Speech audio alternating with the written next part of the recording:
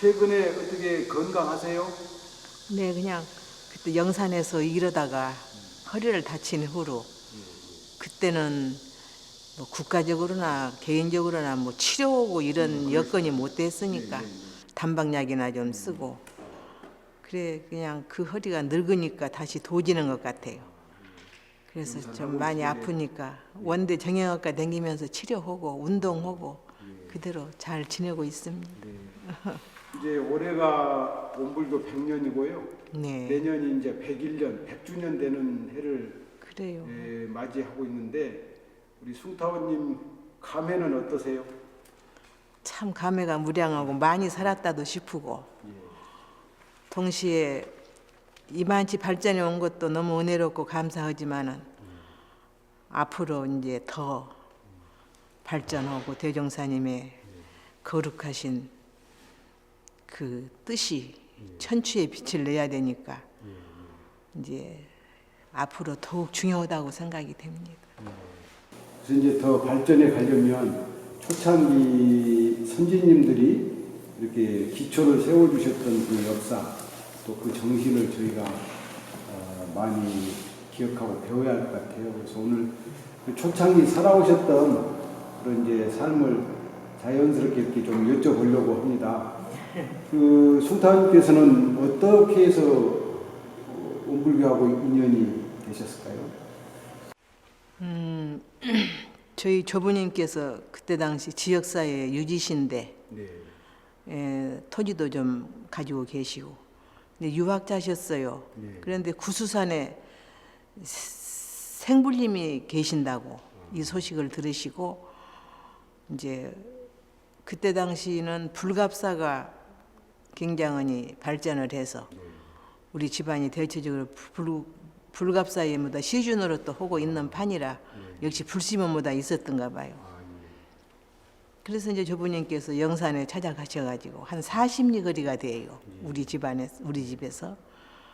그래 가서 배웠고 여러 가지 말씀을 듣고 여쭤보고 하니까 그냥 즉각 성인이심을 알아보시겠더래요. 그래가지고 큰절 올리고 연원으로 입교하시고 그리고 그냥 그 자리에서 고향 땅에 교당을 창설하는 하명도 받으시고 그 그러셨다. 교당이 지금의 도양교당. 도양교당. 바로 그냥 창립주가 되셨네요. 네, 그래가지고 그때 당시 그런데 신하리에 군선면 신하리에 교당이 있었어도 여러 가지 여건이 딱해서 그 출장하던 교당이 이제 도양으로 옮겨와가지고 문중의 대밭이 아주 컸는데 그 대밭을 매입해가지고 이제 교당을 창설하고 또 전답을 좀 내놓으셔가지고 유지답으로도 내놓으시고 이렇게 해서 창설의 역할을 하셨다고. 이제 조부님의 인연으로 네, 손녀 딸이신 숭타오님도 자연스럽게 그러면 그렇죠. 그럼 이제 그 고향이 지금 군서면 녹살이 네, 전남 영광군 군서면 녹살이. 뭐 어렸을 때는 그러면 공부는 어떻게 하셨어요? 그 녹살이에서 영광읍이 요새 같으면 한 5km 정도니까 아주 우리 그 녹살이 월곡이라는 마을이 있는데 그 마을은 우리 박씨들만 주로 살아요. 그래서 다 경제적으로도 괜찮고 해서 그러니까 아주 집안이 그냥 학교에 가면은 한 20여 명씩이 그래 이제 눈이 올 때는 머슴들이 좀 어린애들을 업어다도 주고 손잡아서 이렇게 인도해주고 그래가지고 그때 당시 저쪽 고창 저쪽으로는 김성수 씨, 영광읍으로는 조 박사, 이제 이쪽 군서면으로는 우리 박신혜 이렇게 해서 그 독립자금도 대시고 그랬다고.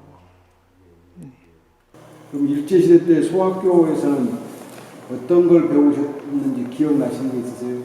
네, 아주 영광 북국민학교가 그 전남에서 몇 지 안 가게 영광 국민학교가 아주 발전을 해서 네, 그래서 거기서 아주 일본 교육식으로 공부를 열심히 했지요. 일본어도 좀 배우셨고요. 그렇죠. 지금도 하실 수 있겠네요. 그래 이제 일본 방송 틀어보고 들어줘보면 대체적으로 알아듣겠고. 그러면 이제 그때는 일제시대는 소학교라고 그랬나요? 그때도 국민학교라고 그랬나요? 기다 고리스 고구민 갖고니까 국민학교. 국민학교. 네. 국민학교 이제 졸업하시고 그 다음에는 어떻게? 그래 이제 제가 국민학교 4학년 때 그때는 이 익산을 솜리라고 그랬습니다. 솜리에 우리가 사촌 언니가 박명성 씨가 있는데 이분이 의산 조갑정 선생님의 대봉도세요. 그러니까 이분이 아들들만 나누니까 제가 그대로 공부를 조금 이제 산수 같은 것도 하고 그러니까 너 와서 겨울방학에 우리 집에 와서 한 달만 있으면서 우리 아이들 공부도 좀 가르치고 해라. 그래서 언니 집에 다니러 왔지요. 솜리에? 네, 기차를 타고. 그래 다니러 오니까 한 3일 되던 날 조실 할아버지한테 인사를 가야 된다고. 그래 이제 아침 일찍은 일어나서 요새 같으면 자선 끝나고 난 시간 그때는 애들이 다 조실 할아버지한테 인사를 갑니다. 이 근방 아이들이. 조실 할아버지가 대종사님. 네. 그래 이제 저보고 가자고 해서 그래서 그날 아침에 일찍 일어나서 머리 단장은 입고 옷도 단장은 입고 인사를 가니까 명성 언니가 소개를 했어요. 형자 헌자 조부님의 막내 아들의 손녀딸인데 앞으로 전무주신도 마음이 있답니다. 그랬어요.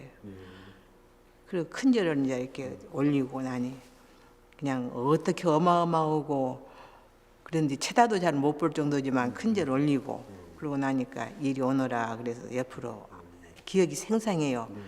가니까 어떻게 그 손이 하얗고 두꺼우시고 큰지 손도 이렇게 머리를 이렇게 한번 해주시고 너희 집안은 우리 회상과 뿌리가 깊은 인연이 있다.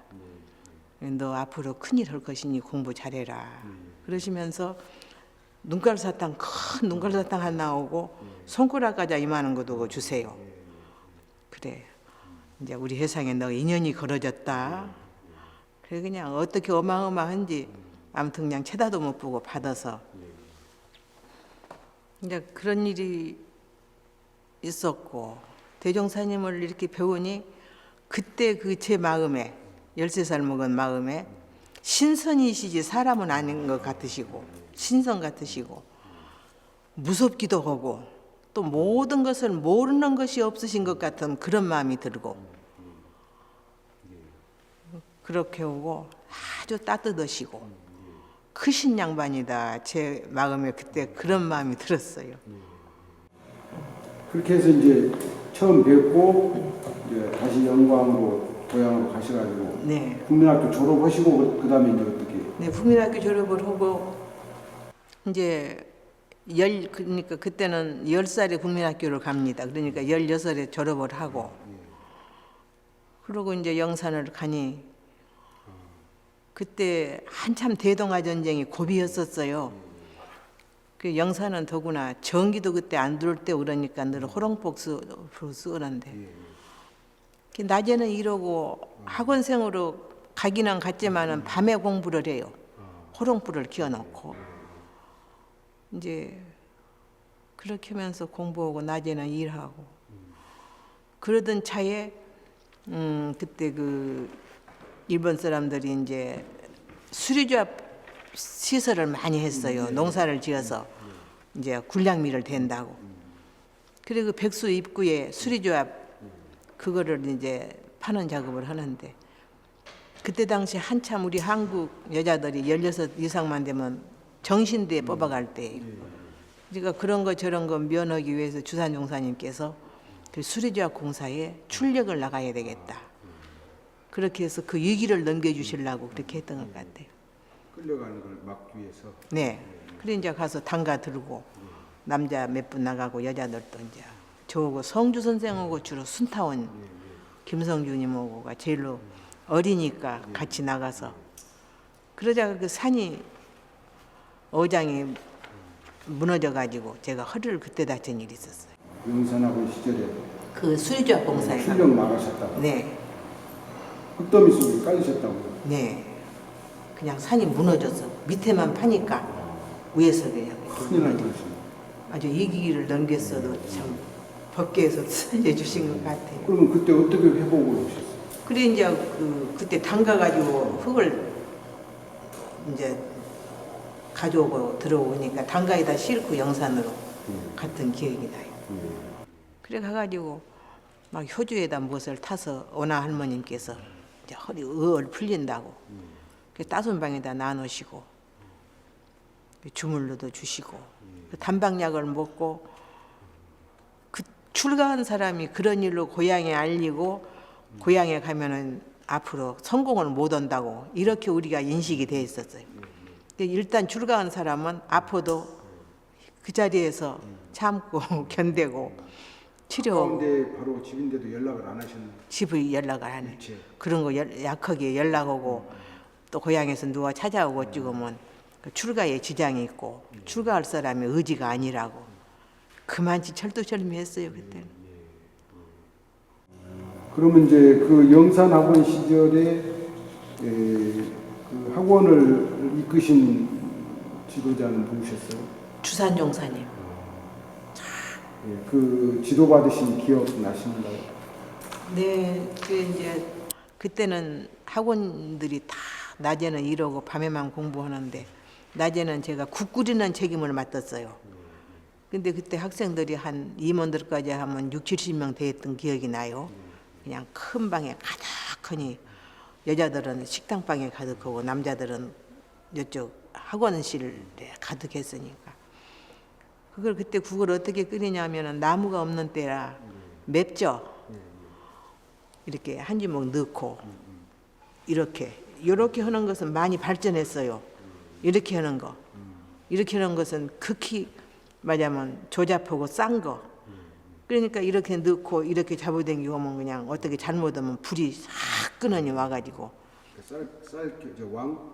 안겨 넣고 머리도 태우고. 근데 이렇게 잡아당기고 이렇게 넣고 잡아당기고 하니까 이런 데가 그냥 막 터요. 어린 살이라. 그래서 막 피가 나고 짝짝 째지고. 그래 이제 국을 다 끓여 놓고 딱 부엌을 쓸어 놓고 제가 그날 우연히 집안 생각이 나더라고요.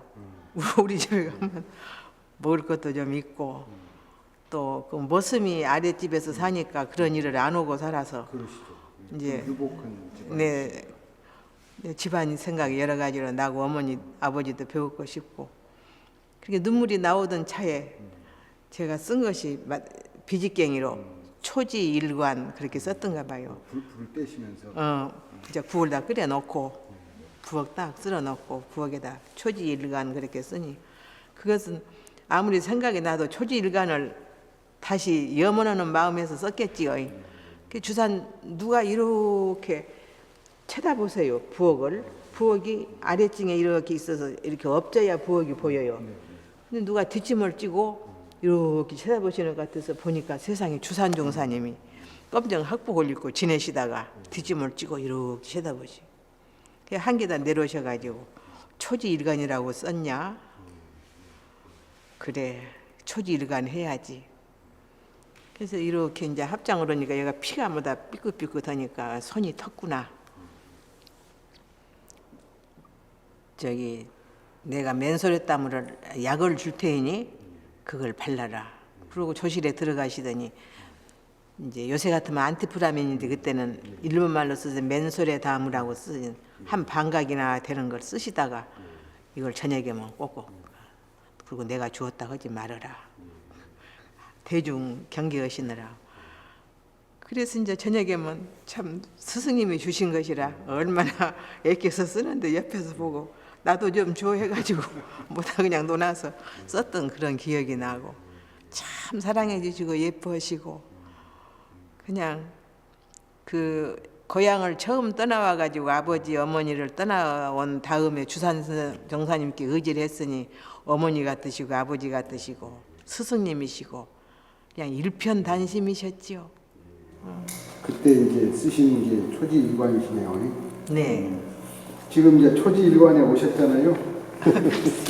이제 영산에서 그렇게 사시다가 총부에 오셔가지고 처음 하신 일이 사무보신 일 하셨다고 하시던데. 네, 개인 내력장.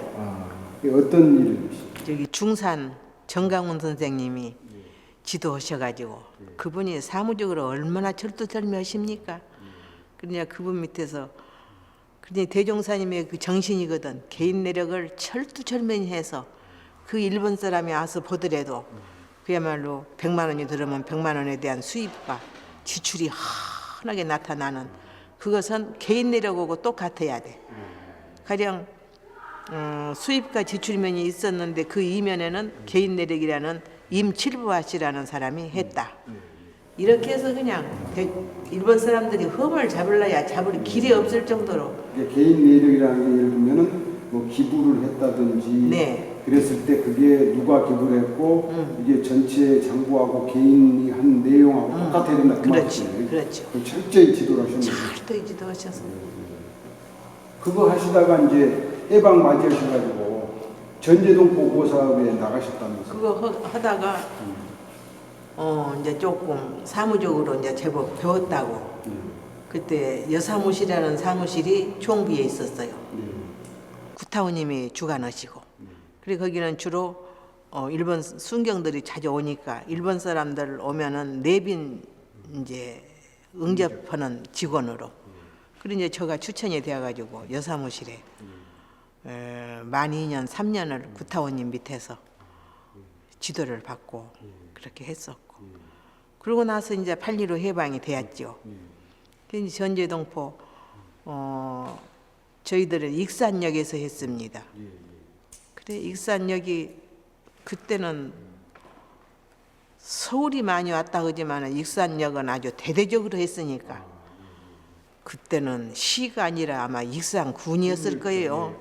익산군에서 주가 되어가지고 식량 모든 여건은 다 대주고 우리가 가서 이제 몸 봉사만 하는데 아주 그냥 질서 있게 밥해서 그 사람들 오면은 주먹밥을 그래서 어떻게 그냥 이렇게 밥을 큰 본 기억이 나시는지 몰라. 옛날에는 큰 목욕탕이 집안에 있었습니다. 그 목욕탕에다가 셋을 걸어놓고 밥을 해요. 불을 떼서 그때 가스도 없는 때니까. 큰 가마솥이네. 큰 가마, 목욕탕 같은 가마솥. 그래가지고 주걱으로도 못 오니까 새삽을 사가지고 삽으로 이렇게 해가지고 밥을 해서. 그래서 이제 잘 해가지고 기차 시간이 내린다 싶으면 미리 이제 다 어떻게 많이 했던지 손 허물이 다 벗겨졌어요. 요새 같으면 장갑이라도 있지만 그때는 맨손으로 주먹밥을 다 만듭니다. 물을 묻혀가면서. 그래가지고 이제 그 사람들 오면 다 또 놓는 부대는 남자들이 하고 밥 짓고 밥 만드는 건 여자들이 하고 총부모 다 직원들이 나와가지고. 그래서 여념없이 내 가족을 맞이하는 그런 심령으로 그래서 눈물을 흘리면서 모두 반가워서 혹 가족들이 만나면 울고 그 반가워하는 모습 보고 그리고 비참하니 모두 하고 내려오니까 그래서 마음 아프면서 공양을 해주고 했던 기억이 새로이 납니다. 지금도 눈에 선하네요. 그러면 몇 개월이나 하셨어요? 그때 거의 아마 1년 했죠. 추운 때도 오고 더운 때도 했었으니까. 끊임없이 내려왔으니까. 아마 익산이 제일 늦게 일찍 시작해서 늦게 철수했을 거예요. 네, 익산이. 그때 이제 서울하고 익산하고 전주하고 부산도 하셨다고 했습니다.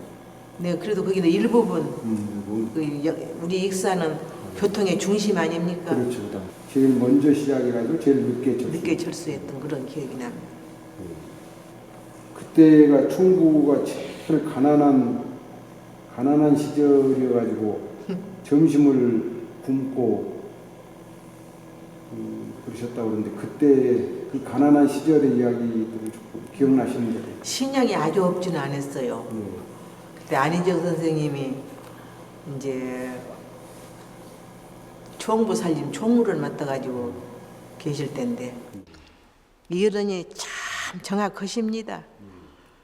그래가지고 가령 우리 식구가 50명이면 50명분만 쌀을 내요. 그러다가 중간에 혹시 지방에서나 우리 교무님이 손님이 한 2, 3인 오면은 남자들한테는 감이 못 오고 이제 여자들한테 걷어요 밥을 한 숟가락씩. 그래서 한 서너 그릇 세 그릇 만들어서 이렇게 이제 의뢰이 그럴 줄 알아. 손님이 오면 의뢰이 거들 줄 알아 한 숟가락씩. 이제 그래서 이렇게 나눠 먹고. 그 다음에 무슨 일이 있습니다. 언젠가는 복숭밭에 일을 하고 오니까 배가 고프지 않습니까? 그때는 이제 복숭밭에 가서 그 떨어지는 거 이제 벌어 먹은 거 그런 거라도 좀 먹으니까 그래 왔는데 이제 우리가 그때 밥 푸는 당번을 했어. 나오고 누구 오고.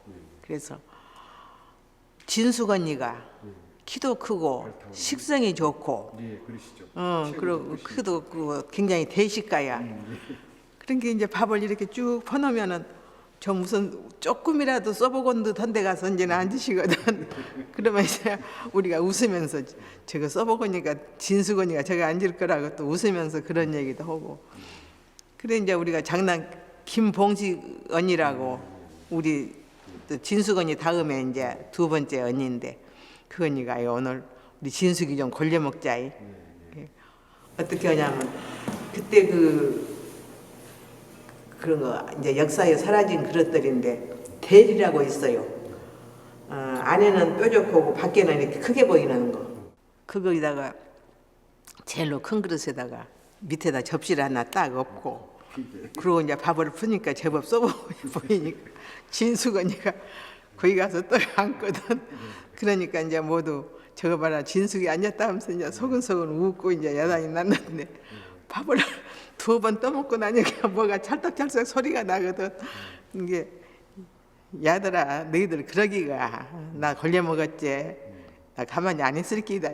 그러면서 누가 내 밥에다 이랬노. 그럼 밥 한 숟가락씩 더 가져가야 되겠다 그래가지고 이제 그날 식사당 보는 거 적어도 봉식언니 밥을 한 숟가락 더 가져갔던 그런 기억. 그런 게 그런 것이 다 유머스러운 분위기에서 화평하고 그런 장난을 하면서 웃으면서 그렇게 참 평화롭게 은혜롭게 살아냈어요. 그 시절에 그 가난한 시절에 이제 정산용사님 진지상을 이렇게 갖다 드리고 그러시다가 한번 크게 혼나신 적이 있으시다면서요. 그 이야기는 어떤 얘기? 제가 대제 여사무실에 있는 직원이 정법사님 진지상을 올리게 되어 있어요. 내려오기를. 그 제가 여사무실에 이제 근무했으니까 진지상을 언제나 올리는데. 그런데 이제 겸심 시간이니까 딱 이제 가서 겸심.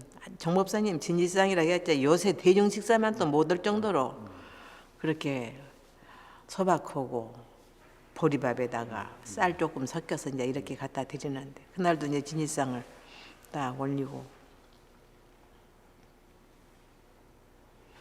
제가 올리고 이렇게 나오니까 뒤에 한사님이 그때는 은석 씨지요.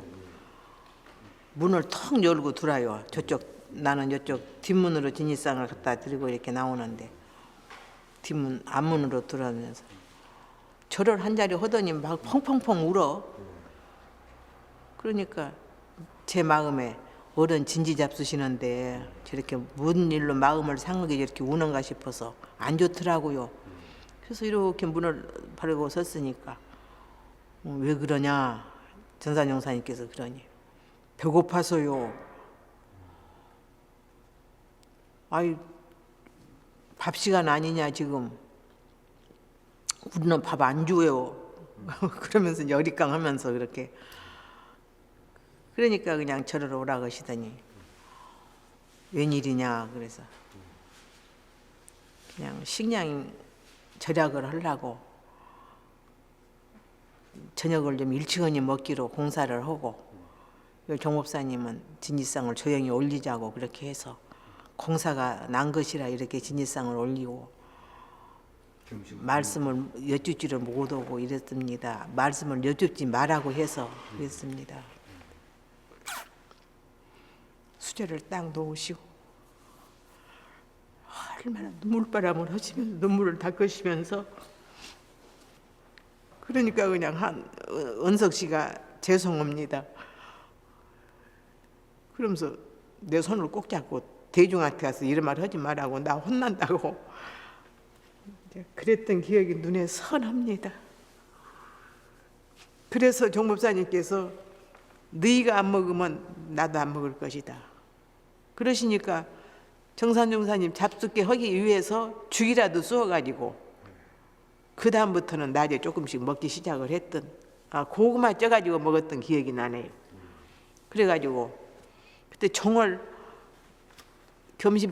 치지 않습니까? 종을 치는데 진지상을 이제 대중한 종을 쳐도 밥을 안 먹는 종이다. 그런 게 대중이 종을 치면은 밥 먹는 종이냐 안 먹는 종이냐 이러면서 웃고 서로 그랬던 기억이 납니다. 그렇게 가난한 그 시절에 어떤 마음으로 어떤 그 표준으로 이렇게 그 시절을 사셨어요? 그런 어떤 즐거움이 계셨을까요? 네, 그러니까 그때도 될 수 있으면은 식구를 줄이려고 지방도 보내고 또 여유 있는 사람들은 가정으로도 보내서 좀 가서 쉬어서 좀 이 고비를 넘겨보자 이랬던 것도 같고 그러는데 저는 그냥 그 가운데 안 가는 사람으로 뽑힌다는 게 얼마나 영광으로 알아. 예, 그때는 그러니까 결심이 더 되고 예. 그러고 이제 다른 책을 보면서 젊어서 고생은 이렇게 해야 성공이 있다는 거, 이 고생도 안 오고 출가를 할 수 없다는 이런 결심이 더 생기고, 그래도 조금도 뭐 마음에 어떤 갈등이나 이런 것이 추워도 없고 집이 가지 말라는 것만 감사하게 생각하고 이런 마음으로 살아냈어요. 그렇게 이제 사셔가지고 그 개성교당에 잠시 가시는 걸로 나옵니다. 네. 네. 그 이제 8.15 해방이 되고 그래서 이제 6.25 사변이 오기 한 2년 앞인가. 그때 이제 제가 개성교당 그때는 부교무가 아니라 간사 비슷하니 이렇게 총부에서 그래도 철자집도 배우고 했으니까 아이들 와서 철자집도 좀 가르치고 하라고.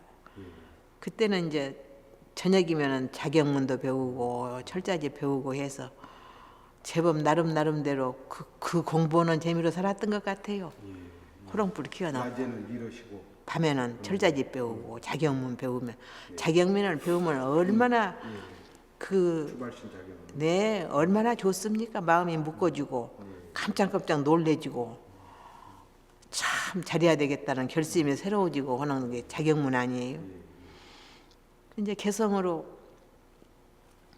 갔는데 개성 가니까 38선이 딱 맥혔지요. 이제 8.15 해방이 됐기 때문에. 그래서 이제 보좌 교무니까 설교는 안 해도 제 지낼 때 같이 독경도 오고 청소하고 이제 식당에서 밥 해주시는 어른은 계셨으니까 이제 아이들 국민학교 졸업한 아이들을 중심으로 중학교 못 간 애들을 교도님들 자녀들을 모아놓고 철자집도 가르치고 이렇게 해서 개성 가서도 참 재미스럽고 또 향타오님 그 교화력이 얼마나 장하십니까? 교화력 배우면서 아주 또 고생을 고생인지 모르고 어떻게 해성은 여기 있다 가니까 추운지 손가락 이렇게 문을 열면 손이 딱 붙어요. 손가락에 얼음이 들어가지고 이렇게 다 부서 손가락 발가락이. 그래도 그런 거 개의치 않고 그냥 언제나 그 향타오님의 그 교육자의 정신으로 사시는 그 품 안에서 항상 즐겁고 바쁜 중에도 보람을 느끼면서 살아냈던 것 같아요. 그때 정산용사님이 특별히 글을 내려주셨다고 하셨어요. 네. 그래 여사무실에 있을 때 그때 정산용사님이 그때부터 의장에 앉으셨던 것 같아요. 그래가지고 잡수시는 게 소화가 안 되시는데 그때는 약이 별로 없는 시절이라 그 생수를 잡수시면은 몸에 독이 빠지고 좋으시다고. 그래서 제가 유리합을 새로 하나 사가지고 거기다가 뚜껑을 덮어서 아침마다 우리 총부 그 우물을 보셨는가 몰라? 식당 그전 식당 앞에 지금 구정원 쪽에. 네, 그 전에 세탁 부었던 그 밑에 우물 봤어요. 네, 아주 큰 우물이 있거든요. 그 우물을 아무도 손대지 않은 물. 이제 아침 종 치기 전에 제가 나가지 언제나. 그래가지고 그러니까 그때는 초인종 시계도 없는 때예요. 종을 제가 또 종두도 몇 개월 했는데 종을 치려면은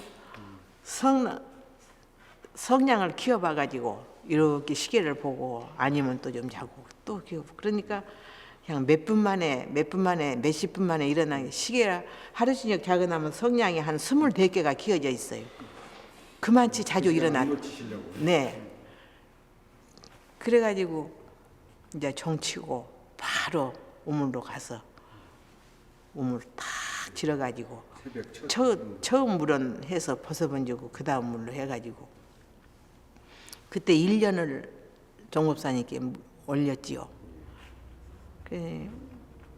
제가 이제 딱 그냥 가서 그리고 이제 기침을 하면은 물을 열으시고 받으셔서 잡수시고 그리고 손을 꼭 잡아주시고 그랬던 기억이 나요. 그러다 제가 이제 개성으로 떠나게 되니까 그 하서를 보내셨어요. 제가 가서 얼마 안 되니까 그 하서를 보내왔더라고요. 그 글은 어디 간직하고 계세요? 네, 지금 간직하고 있는데 저기 저 역사박물관에서 요전에 와가지고 가져갔네요. 이런 정산용사님의 그런 친필이 통 없으시대요. 그래 유일하게 있는 친필이니까 그래서 역사박물관에 갖다 보관하시고. 네. 이제 개성교당에서 계시다가 이제 유일학님으로 오신가요? 네. 예, 유일학님 시절 유일학님 시절이 또 참 파란만장했지요. 그 잠실 리에키는 그 집에서 이제 저희들이 공부를 하고 했는데 2학년 되던 해 6.25가 났습니다. 그러니 그때 그냥 굉장히 큰 전쟁이었고 아주 세계가 발작 뒤집히는 그때라 이제 총부에서 뭐다 회의를 해가지고 뭐다 이제 해체를 해가지고 적재적소한 장소에 가서 뭐다 신앙 교육을 했다고. 그래 이제 저희들은 원평 배밭으로 가게 되었어요. 그때 이창 언니, 원철 언니, 나 성주 4명이 원평 배밭으로 가가지고 소개했네요. 흩어주시네. 그리고 이제 다른 사람들도 다 이제 지방으로 흩어져 갔는데. 그래 이제 낮에는 일하고 밤에는 이제 호롱불 키워놓고 뭐 공부 쫓게 하다가 낮에 일을 많이 하니까 그냥 피곤하니까 자고 그래도 낮에 그 배밭 일을 하는 것으로 그래 정산용사님께서 너희들이 가거든 그때 유일학님 때라 머리를 이렇게 삥을 찌르고 풀고 있었는데 대밭에 원평에 가거든 인민군들이 와가지고 너희들한테 또 이상한 소리를 할란지 모르니까 가서 머리를 올려가지고 배나무로 비녀를 만들어서 이렇게 찔러라. 그래서 촌 여자들처럼 그렇게 옷을 입고 배밭에 가서 일을 해라. 그래서 또 정산용사님 하명이니까 또 물을 이렇게 올려가지고 요만 썩으니 비녀를 그때 남자 직원이 만들어주고서 이렇게 찌르고 가정부인처럼 하고 배밭에 가서 날마다 불 뻗고 총부 생각이 나면 노래하면서 울기도 하고 이제 그렇게 해가지고 날마다 기도하고 밤에는 어서 이 난국이 해방이 되라고 그렇게 해서 아주 멋지게 살았었어요. 그래가지고 이제 졸업을 하시고 어디로 이제 가려나요? 졸업을 해가지고 제가 부산 당립교당. 그게 이제 진짜 본격적으로 이제 첫 교육을 나가신 거예요. 네. 교화 네. 육성도. 그리고 당립교당은 그때 당시 저 요생계 하단이 많이 발전을 했지. 그때 당시에는 아주 산 밑에 가서 교당이 하나 있고 집도 허술하게 지어서 비가 늘 새고 그래 존폐 문제에 놓여 있던 그런 교당입니다. 그래 이제 교당을 가니 주로 낮에는 계란 장사 같은 거 해가지고 벌어야 먹고 밤에는 자고 그러니까 교당 출석도 별로 그렇게 않고. 그런데 제법 보니까 동네는 큰데 국민학교 졸업을 하고 중학교를 못 간 애들이 들어 있어요. 그래가지고 그 공부하고 싶어도 가정이 어려워서 못 가는 애들. 그래서 이제 두 반을 선발을 했습니다.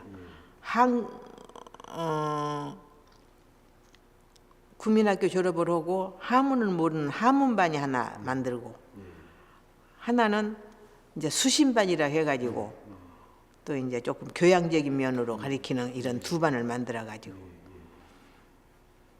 그렇게 하는데, 그때 전기가 오기 전이니까 이제 호롱불을 쓰고 하는데, 그것도 밤에 이제 큰 방에다가 큰 난프 기억나십니까? 유리로 한 난프. 거기다 하면 석유가 많이 달아지거든요. 그래서 이제 방이 2개니까 난프를 4개는 써야 되니 그 석유값이 또 상당하더라고요. 그래서 제가 요새 같으면 구청이죠. 사와 이제 출장소를 제가 찾아가서 이만저만해서 내가 지역사회 그렇게 공부를 좀 가르치려는데 기름이 없다. 어렵고 우리가 교당 여건이 그렇게 살 여건이 잘 못 되니 기름을 좀 어떻게 희사를 좀 해줄 수 없느냐 그랬더니 아주 구청장이 손을 잡고 큰일 좋은 일 한다고 기름을 보내드리겠다고. 그래가지고 그 양철통 이렇게 큰 양철통 있잖아요. 그걸로 기름을 한 통을 보내주었어요. 그래서 얼마 동안 밝게 불을 켜고, 그래 철자집 다 가리키니 내중에 아이들이 신문을 한문으로, 그때는 다 한문으로 신문이 나올 때니까 보고, 또 수신을 가리키니까 또 여러 가지 교양적인 면도 많이 익혀주고 해서 지역 그 동네에서 신심이 없던 사람도 또 자기 아들을 그렇게 가르쳐주고 하니까 아이 내중에 그냥 계란 장사들은 계란도 보내주고 파장사들은 파도 보내주고 그래가지고 아주 지역사회와 하나가 되고 그리고 또 그 사람들 통해서 지역사회에 대청소도 한 번씩 하고, 그리고 이제 라디오가 하나 있으면 쓰겠는데 라디오 살 돈이 없어. 그래서 이제 주무에 산이 있어. 그래서 산을 좀 빌려가지고 거기다 그 여학생들하고 호박구덩이를 10개를 팠어요. 학생들하고.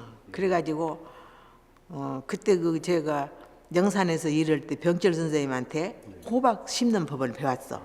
근데 호박은 이렇게 동이만치나 펴야 돼.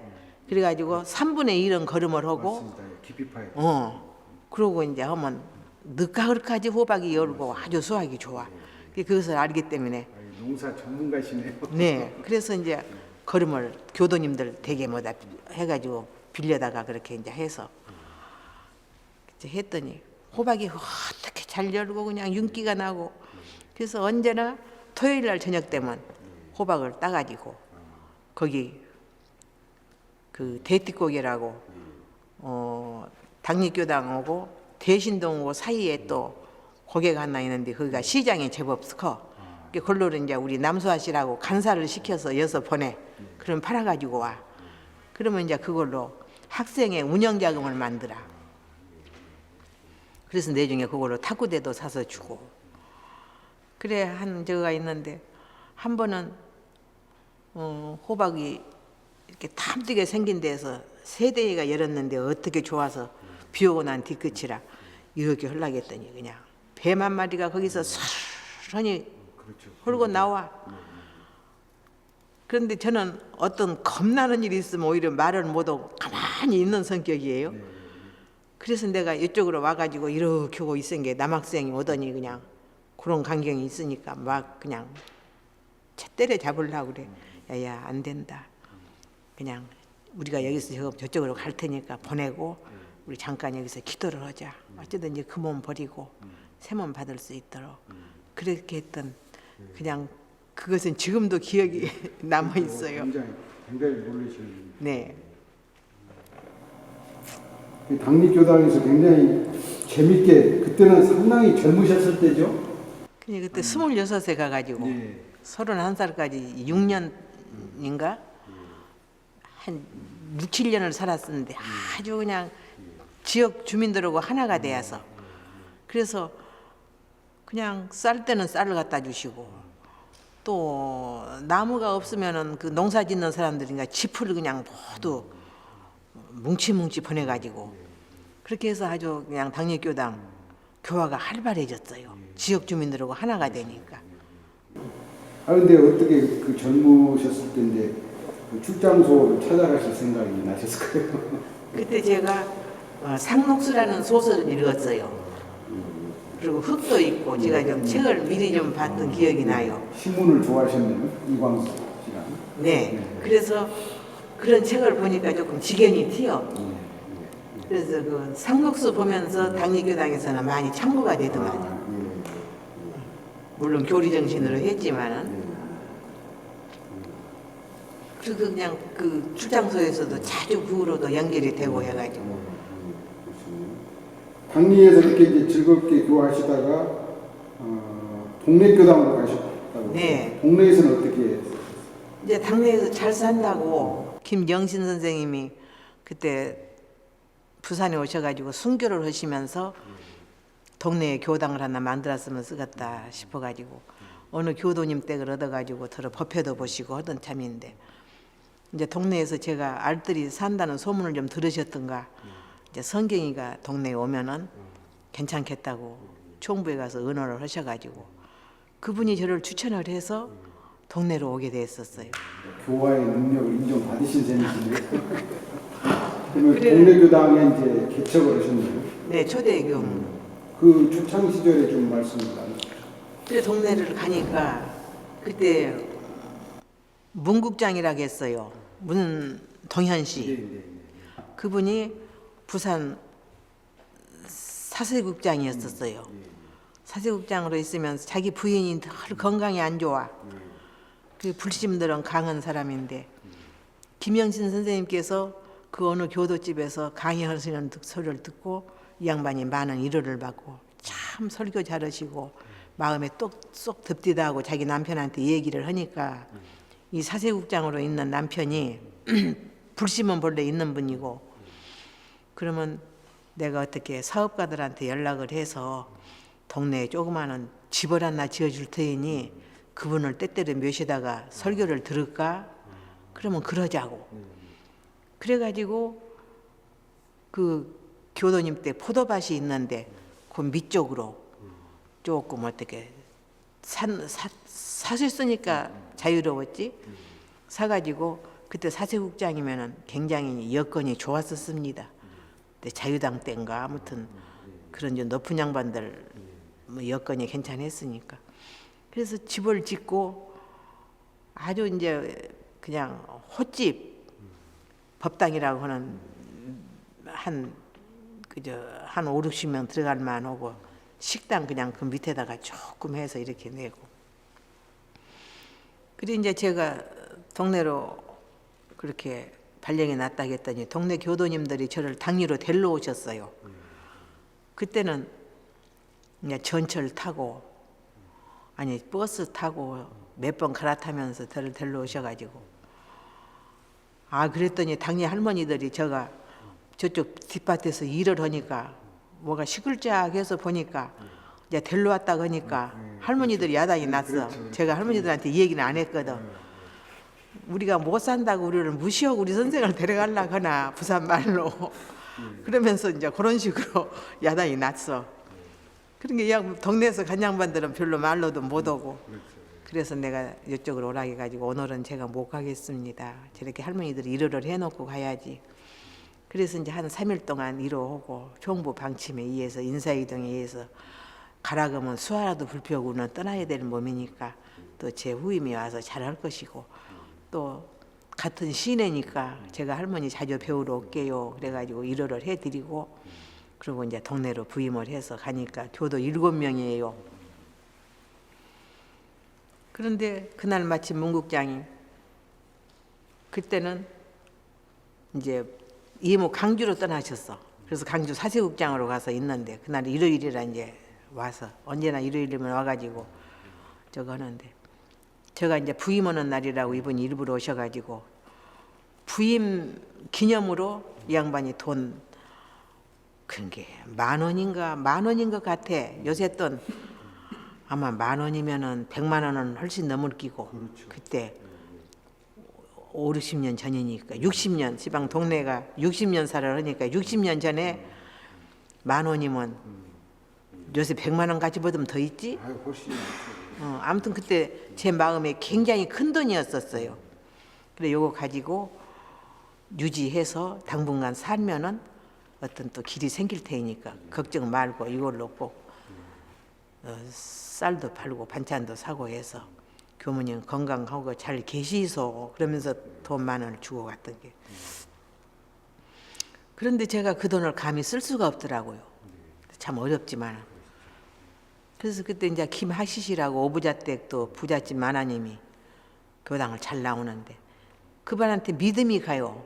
이 돈을 맡기면은 무엇인가 이분이 같이 건축 기금으로 현재 이 집으로는 동네 교당이 안 되겠으니까 그 교당 건축 기금으로 이것을 활용을 해서 뭐를 써주세요 맡겼어.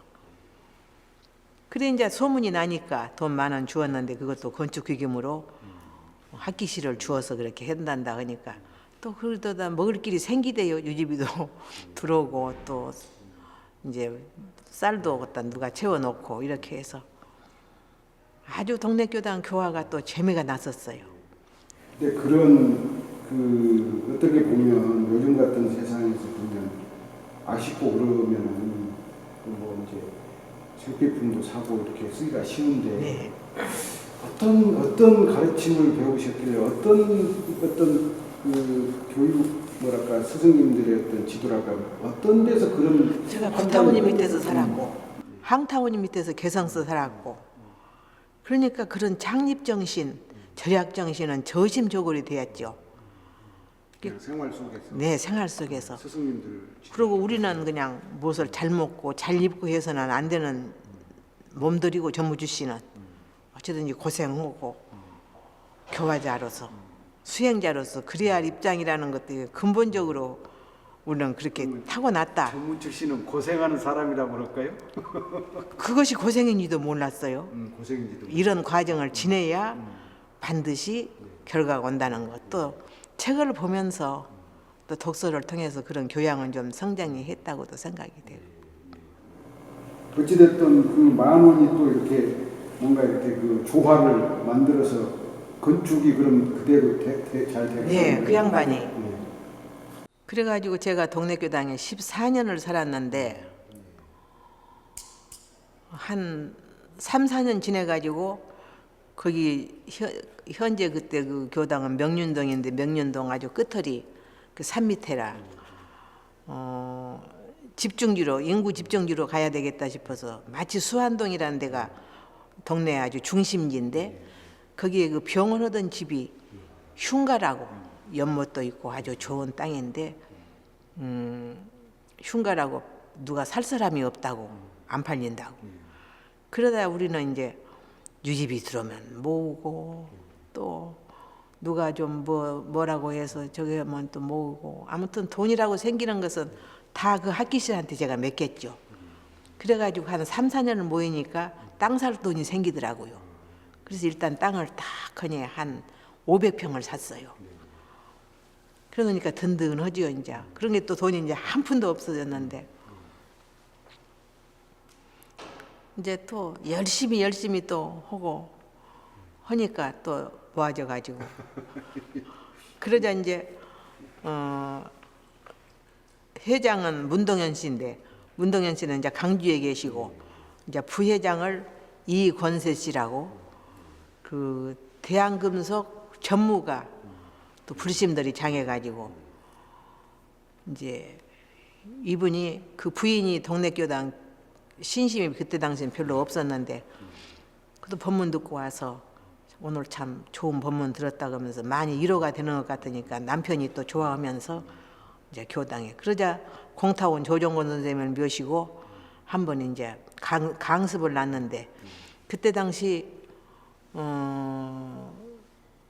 야당으로 박순천 씨가 네, 네. 이제 유명하시고. 국회의원 나오면은 그분이 동네 기장 양반이고 동네 요구를 나온 분이에요.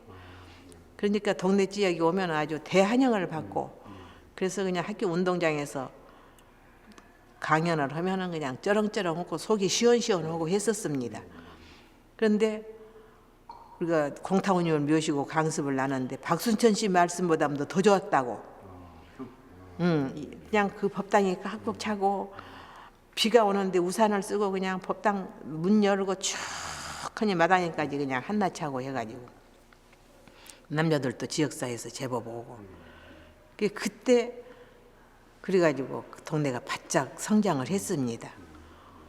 이제 그러다 보니까 그 부회장으로 했던 그 대한금속 이권세 양반이 이제 되시면서 돈을 사업가라 그런 데다 본래 불심도 있고 하는 분이라 그렇게 집 땅을 사놓고 집을 못 짓고 있는데 그때 당시 요새 말로 단오모시락 해가지고 개를 많이 했습니다.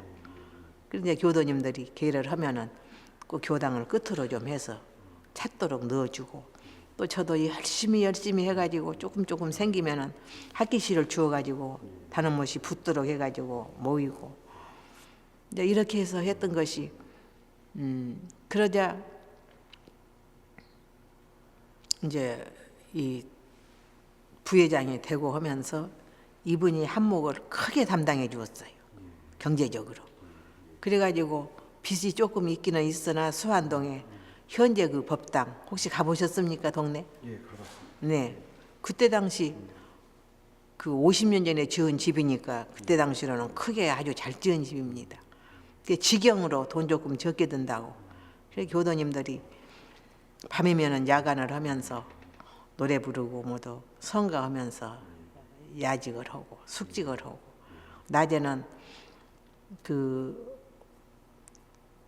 세면 일을 하면은 물이 필요하잖아요.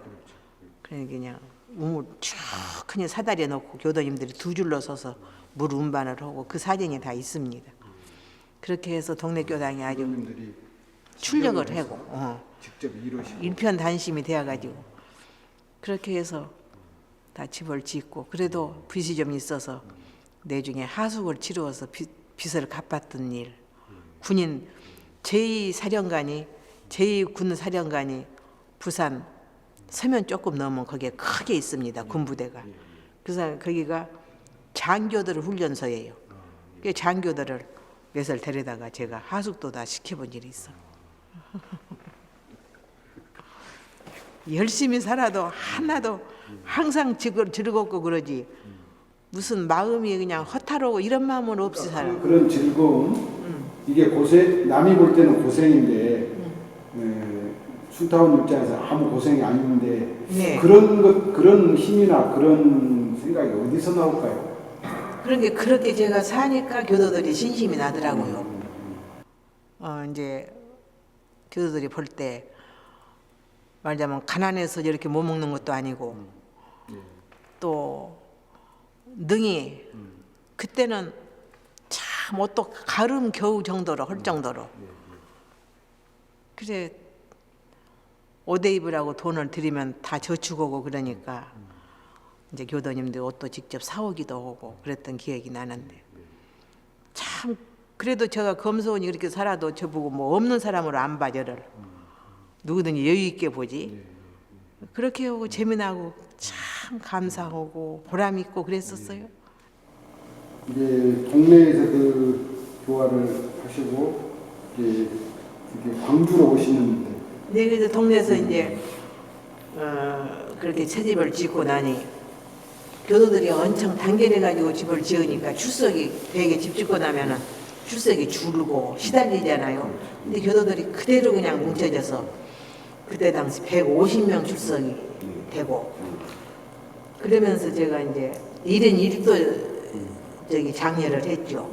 그래가지고 전국 교화 연원달기 1등상 그때 150명을 1년에 달고 해서 1등상을 타고 그리고 14년 만에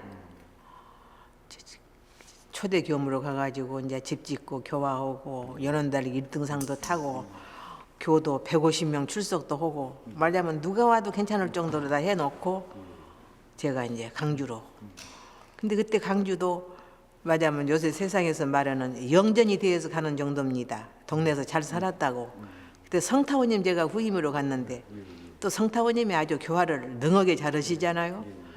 그래서 아주 잘해놨는데 제가 대체적으로 그동안 살아온 삶을 간추리자면은 교화, 복지, 교육 이렇게 간추려 볼 수가 있는데 이제 강주에 그렇게 가서 보니까 잘 이루어지고 있는데 그때 당시 박옥규 교수가 제가 가면서 입교를 해가지고 전남대 의대. 네 나오게 됐어요. 그러니까 전남 의대생들이 박 교수가 나오게 되니까 많이 나오고 또 조대생도 나오고 해서 그때 청년회가 아주 수준이 높은 사람들이 지성과 교養을 갖춘 사람들이 법당에 그득하게 나오게 되고 자연히 그때는 저기 일고나 전남여고가 아직 합병이 되기 전이니까 일고생, 전남여고생 평준화되기 전. 네 많이 나오고 이렇게 해가지고 그냥 학생회, 청년회 많이 나오게 되었는데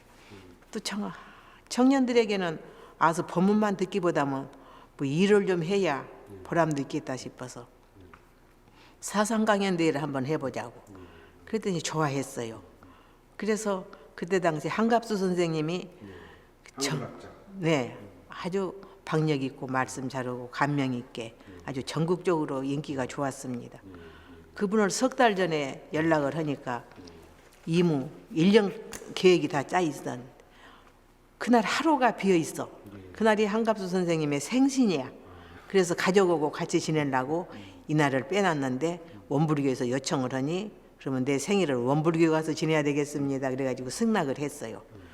그래서 박정수 선생 통해가지고 우리 교전을 한 게 보내드리고 이제 3개월이 지나서 그때 시민회관이 1500석이 정석입니다. 그래도 그 1500석을 모인다는 게 쉬운 일이 아니었는데 아주 백방으로 모두 노력을 하고 해가지고 이제 훈련을 시키고 해가지고 그런데 한갑수 선생님이 오신다고 하니까 전남 일대에 국어 선생님들이 많이 왔어요. 그래가지고 2000여 명이 넘는 성원이 되어가지고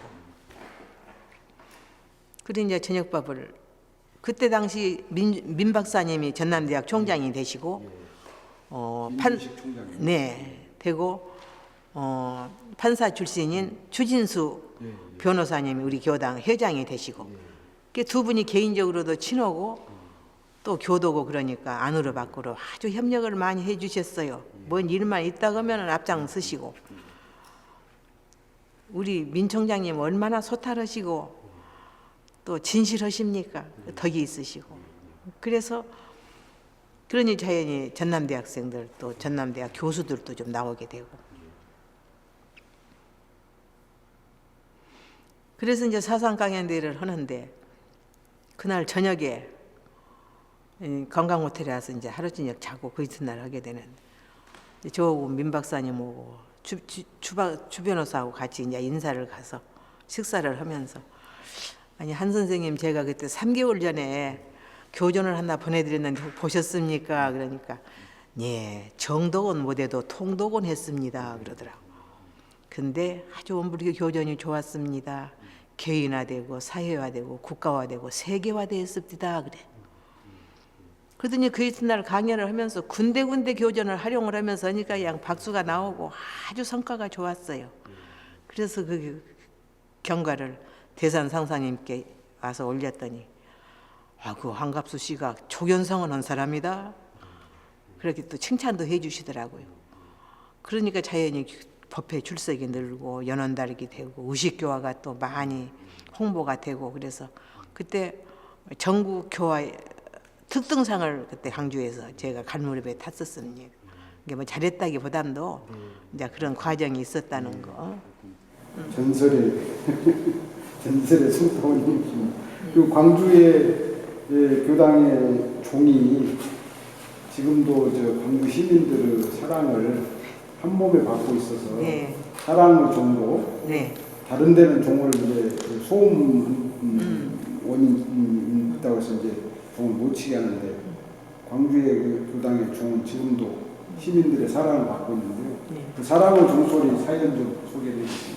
그래서 제가 강주에 부임을 해 가니 그 좋은 종이 식당채 구석에 가서 이렇게 땅에 가서 딱 있더라고요. 그래서 이제 뚫레뚫레도 못 오고 처음 가는 날이라 이렇게 한번 이렇게 보니까 종이 그렇게 있어. 그게 내 마음에 저건 또 내 책임이구나. 이제 속으로만 일거리가 첫눈에 하나 보였어.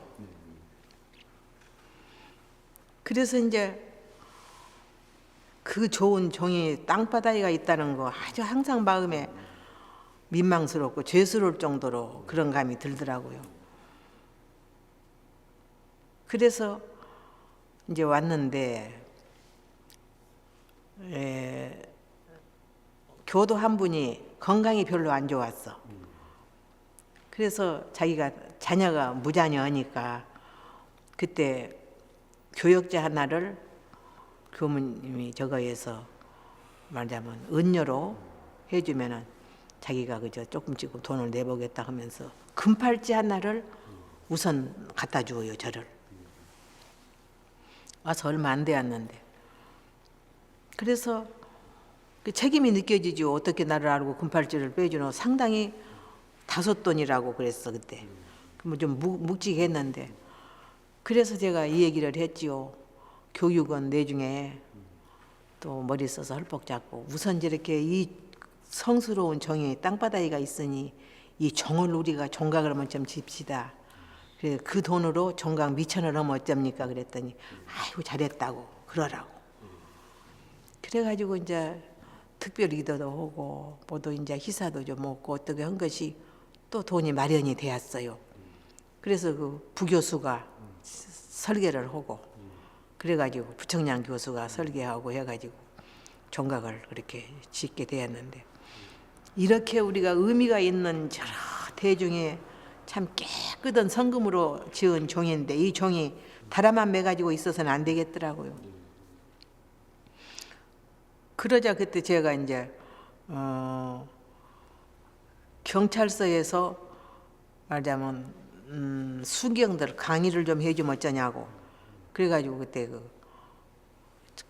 나왔고 그래서 이제 그러냐 해가지고 한 2달에 한 번씩 그렇게 이제 한 400명씩 모이는데 강의도 몇 번 한 일이 있었는데 그러니까 경찰국장하고 친숙했어요. 그래서 제가 경찰국장한테 이 종이 대중에 이러이러한 청정한 뜻이 모아서 지어진 종인데 우리가 다라만 내고 있어서는 안 되겠다. 그래서 내가 이름을 짓고 싶은데 사랑의종이라고 하고 싶다. 호남의 사랑의종이라고. 그래 날이 좋은 날은 나주까지 들린다고 그때 그랬었거든요. 그 종소리가. 그래서 그 다음부터서는 이제 연말 연시가 되면은 연말에 12시에 서울에서는 보신각종이 울리고 우리 이제 강주교당 종이 그렇게 이제 우리가 뭐다 기도하고 신고 올리면서 독경하면서 그 종이 울려 나가고 그렇게 돼서 사랑의 종으로 명명이 돼서 그 다음부터서 다른 종을 교회 종 그 밑에 뭐도 아이들 자매 지장이 있다고 하면서 못 치게 하는데 우리 종만은 계속해서 쳤었습니다. 역시 지역사회와 함께하는 네. 마음이 담겨서 네. 이렇게 그 광주교당 가셔가지고 처음에 전혀 인연이 없던 추 변호사님을 입교시킨 일화도 네. 감동적이시죠. 근데 그 부인이 개성여고를 졸업한 개성분이 있었어요. 그런데 이 얘기를 하면서 나오고 이 얘기를 개성에서 내가 3년을 살았으니까 그러니까 제가 개성에서 살다 온 것만으로 해서 굉장히 부인이 좋아해요. 자기는 객지니까. 그래가지고 특별히 챙겨요. 먹을 것도 오면 챙겨오고 때 따라서 과일도 사오고 그게 이제 자기가 정감이 느껴진다고 그러면서 법회도 잘 보고 교당에 뭔 일 있으면 협력도 하고 이제 이러던 차인데 그때 회장님이 건강이 안 좋으셔가지고 또 객지도 있고 그러셔서 한 분은 나오셔야 되겠는데 그래 꼭 그분이 했으면 내 마음에 좋겠는데 여간 냉철하시고 정확하고 분명하고 말하자면 접근하기가 좀 쉽지가 않은 분이었었어요. 속은 따뜻한 분인데 그래서 제가 부인한테 한번 간절히 이 얘기를 했지요. 다 그렇게 법조계 다 큰일 하시면서 이런 해상에 함께 하신다는 것은 말하자면 세계와 함께 하는 일이다. 그러니 그 좋은 지혜 자리에 있을 때 이런 교단을 위해서 좀 협력자가 되시면은 절대 그 공덕이 헛되지 않을 것이니 나오고 그 부인 이름이 도명씨야. 도명씨 오고 기도를 합시다. 영감님 마음이 나도록. 그랬더니 아이고 나는 자신이 없는데 교무님이 생각해 보시라고. 교무님 기도가 열심히 하면 안 되겠느냐고. 그래서 이제 3주일 기도를 특별 기도를 이제 순옥 씨라고 정택 선생 어머니 오고 일주 씨라고 또 알뜰한 교도가 있어. 그분하고 제가 셋이 기도를 3주일을 올리고 그리고 이제 선물을 좀 준비해가지고 이제 간다고 부인한테 말을 했더니 부인이 말은 했어. 그랬더니 내가 자유롭게 사는 사람인데 이것도 구석이네. 그래 오신다니 당신이 좋아하는 교무님 오신다니 내가 또 그냥 말 수는 없고 그럼 만나보지. 그랬다고 부인이 이제 대문 앞에 와가지고 그래서 저기 있으니까. 그러니까 이제 들어가자마자 순옥 씨 오고 일주 씨 오고 그냥 큰 절로 수 한 대 큰 절로 그냥 오체투지를 하고 저도 이제 셋이 오체투지를 했죠. 그러니까 이분이 어쩔 몸둘 바를 모르고 아이고 뭐다 이 누님 같으신 분들이 웬일이십니까? 그러니까 순옥 씨가 굉장히 사교성이 좋아요. 주변에서 손을 깍 잡더니 아이고 나 회장님이라고 부르고 싶어. 꼭 우리 회장 해야 되는데 어쩔까이 전라도 말로. 그래 회장님 같으신 분이 우리 회장 한번 하면 좋겠는데 아이 그 쥐가 그럴 때 한번 해주시오. 우리 여자들이 이렇게 공부하고 하는데 우리 교당이 편안해야 안 쓰겠어요? 그랬더니 아무 말도 않고 다 한 말도 않고 빙긋이 미소 지으면서 들어요. 근데 저한테 이제 원불교 취지, 회장의 입장 등을 간당간당 물으셔서 이제 제가 답변을 해드리고 제가 아무 말도 안 한 것이 더 효과가 있었고 또 그 어른들은 말씀하신 것이 효과가 있었고 그래가지고 이렇게 다 알뜰하신 마음으로 그렇게 원불교를 위해서 이 교무님 오셔서 아주 교화가 잘 된다는 소식도 내가 듣고 또 원강이나 교전도 책상에다 갖다 놓으면 내가 때때로 읽어봐서 내가 대충 짐작은 합니다. 그러니 그러면 그냥 제가 심부름꾼 노릇은 하지요. 그렇게 말씀을.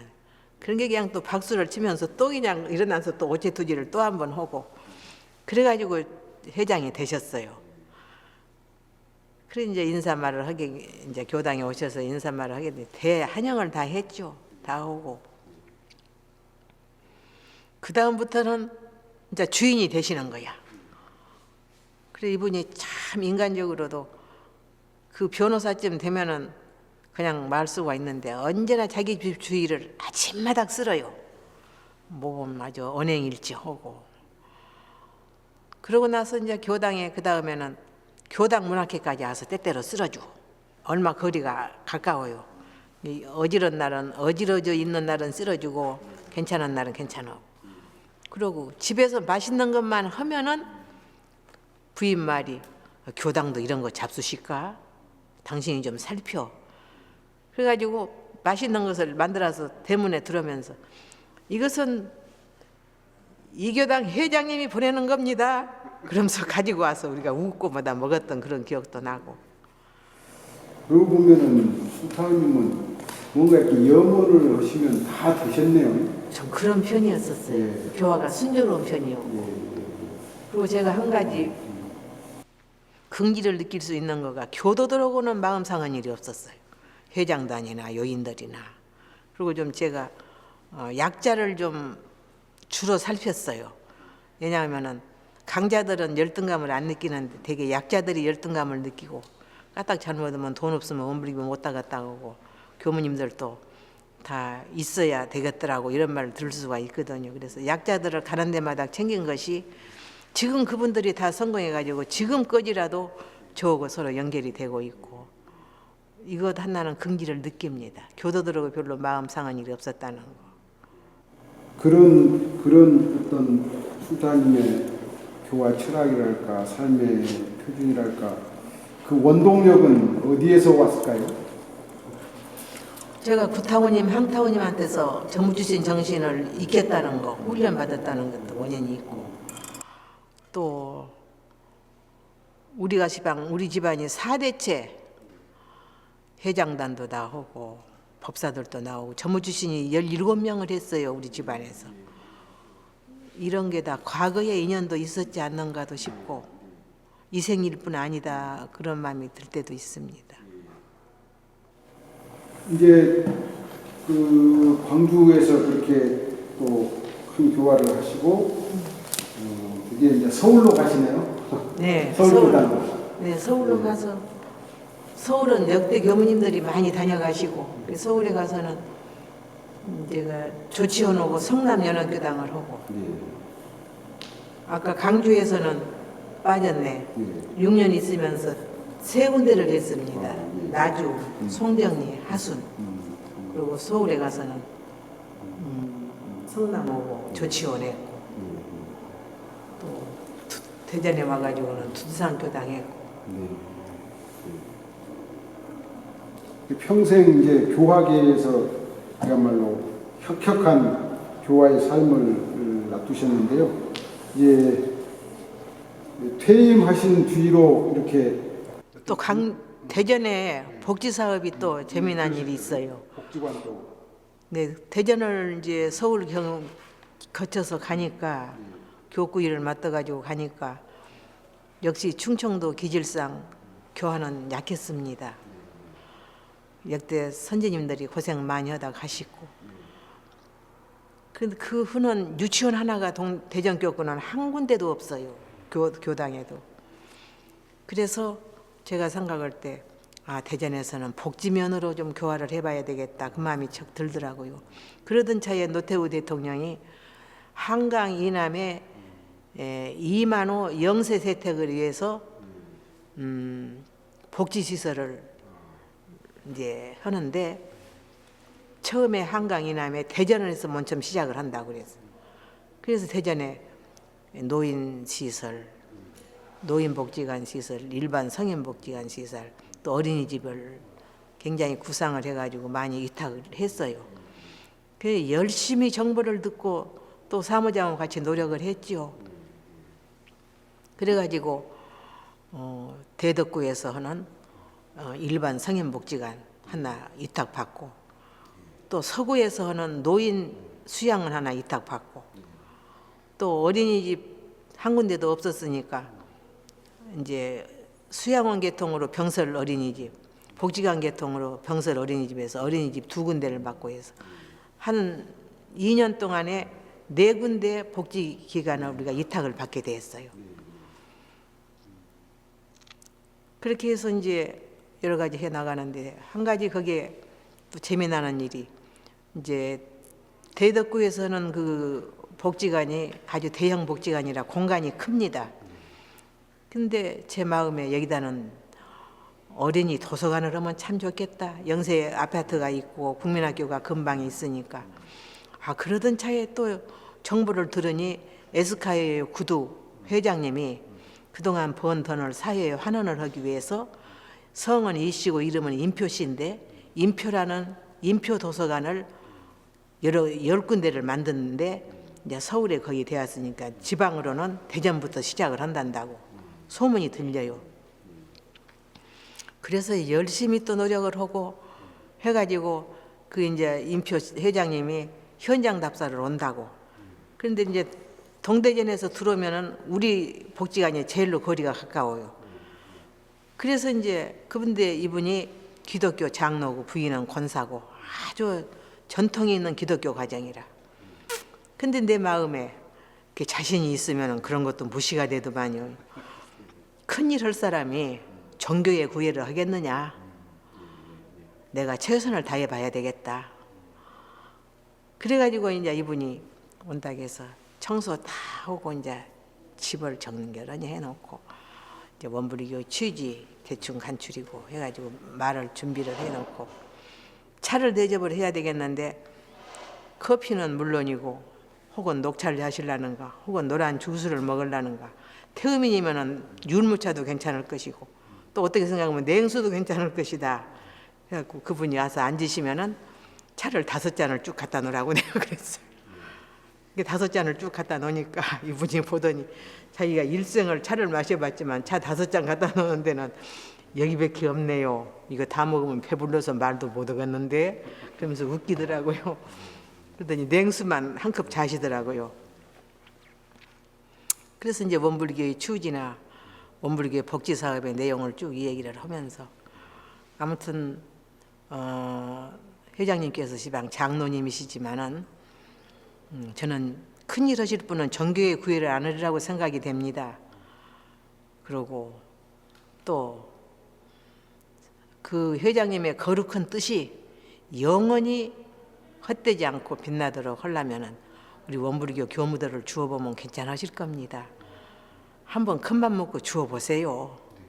그랬더니 이 얘기를 다 듣고 내중에 갈무릎에 이렇게 물구머니 쳐다보더니 당신 같은 사람만 있으면 원불교 앞으로 괜찮으겠네요. 그래요. 그래서 내가 무슨 그런 말씀을 하세요. 우리 원불교는 혈심 제자만큼은 자랑할 만하게 많습니다. 그러겠다고. 그리고 이제 갔어요. 성남동에 있는 복지관이 또 중형이 하나 있는데 그분이 장로라. 그러니까 의뢰의 기독교 계통이고 장로니까 자기네 줄폭을 잡았어요. 그랬는데 3일 후에 우리 집으로 연락이 왔어. 중리복지관으로 결정이 났으니 모든 걸 다 서류를 갖추라고. 그래 참 기뻤었지요. 그래가지고 현금 1억 원 하고 신간책 5천 권을 주어서 다 참 그야말로 개보수 해가지고 하루 300여 명씩 아이들이 책을 보고 또 학교에 가서 독후감을 쓰고 그러니 그냥 학교 교장 선생님들하고도 지역사회에서 같이 중리복지관을 신임을 하게 되고 근데 마치 그때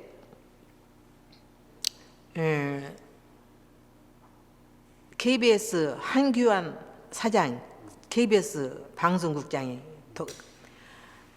안동에서 신심이 나가지고 또 이제 서울 거쳐서 대전으로 오게 됐는데 우리가 교화나 사업 간에 어떤 일이 있어서 방송을 좀 냈으면 하는 일이 있으면은 또 이분이 성실하게 알뜰하게 우리가 한 것보다도 더 정성스럽게 또 보도를 해주니 그것도 교화 복지에 또 큰 협력이 되셨던 것 같아요.